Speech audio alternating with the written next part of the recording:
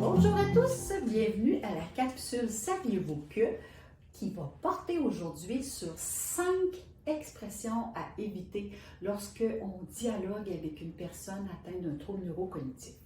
Première expression à éviter: souviens-toi, rappelle-toi, qu'est-ce qu'on a fait en fin de semaine, là, puis tout ça.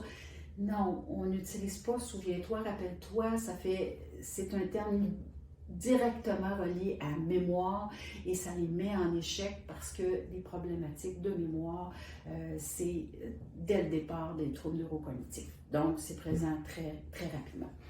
Expression numéro 2 à éviter. Je te l'ai dit tout à l'heure, ou il me semble que ça fait plusieurs fois que je te le dis, ça fait en sorte que ça crée du doute chez la personne. À éviter, on va être plutôt tolérant, répéter patiemment.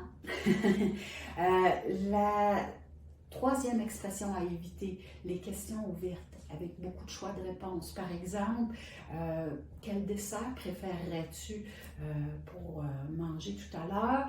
C'est large. Il faut offrir 2 choix.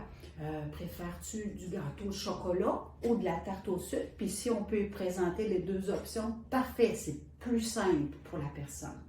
Expression numéro 4 à éviter: n'aie pas peur, ne sois pas inquiète.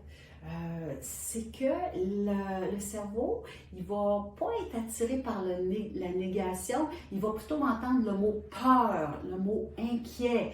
Donc, on va y aller avec des expressions qui disent plutôt sois rassurée, sois confiante, ça va bien aller. Ça, c'est le positif qu'ils vont enregistrer.